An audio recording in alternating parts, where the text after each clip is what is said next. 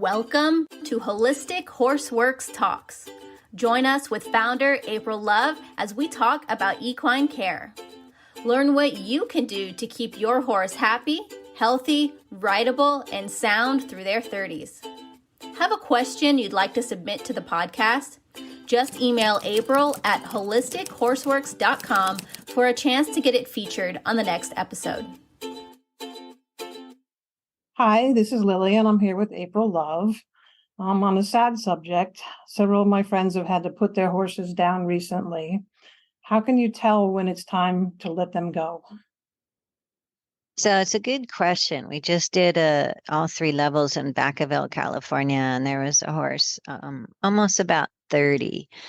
And one of my students was really empathic, and she was just crying as she was working on the horse. And she was asking the barn owner what's going on. And, oh, yeah, I took him back because I just always guarantee to take any horse I sell back. And he's just kind of going downhill and he's not going to make it. He had a deep systemic infection and lots of problems with his teeth and just a whole bunch. And she says, I'm just waiting for him to tell me when he wants to go.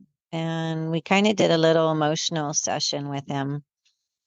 And what came up, and even with the other students, once you start listening to the horse, he just really wanted to be appreciated. He wanted to be reincarnated. He wanted to come back on this farm. He loved this woman and stuff, but his body was so uncomfortable and we could only do so much in my classes. But definitely before winter, hits in. So usually most people want to give them, a nice summer, try and keep them comfortable, but not have an old horse that's hurting and can't move around in winter. So we had decided for this horse to kind of give him a party. She has Lazy Daisy kids horses. So they were going to make a big party and bathe him and do all these things as like a going away party for him. So all the kids could say how much they appreciated him and stuff like that. And it made all of my students cry. Sorry, it still makes me cry. So it's just nice to kind of get quiet with the horse. And I had an older dog and I would just keep saying, tell me when it's time to go. And when she said it was finally time to go, then I had her euthanized in a nice way out by the swimming pool and waterfall and Zen music playing. So it's always nice to invite anyone that might know the horse and make a special day for them. And then when you say goodbye. So, but definitely don't make them suffer through the winter. Sorry, you could tell I still get emotional about it. So it's just really nice too. They just want to be appreciated. And a lot of times they're hanging around for the people because the people can't let them go. The person is going to be so sad. So then the horse or the dog is staying on just for the person, even though they're just sleeping all day and can barely move around. So sometimes we have to let go of what we want and how lonely we will be without them.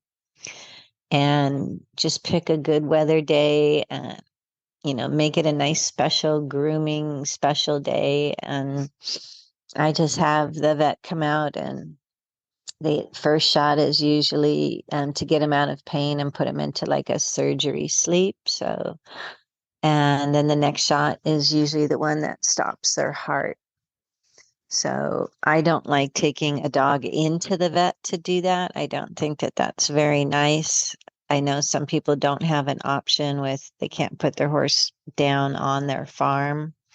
So it's just, working around all of that. What's a good situation to do this in so that when the owner is grieving, they feel good about what they did and, what they did for their horse and letting the horse go and keeping a good memory of their horse.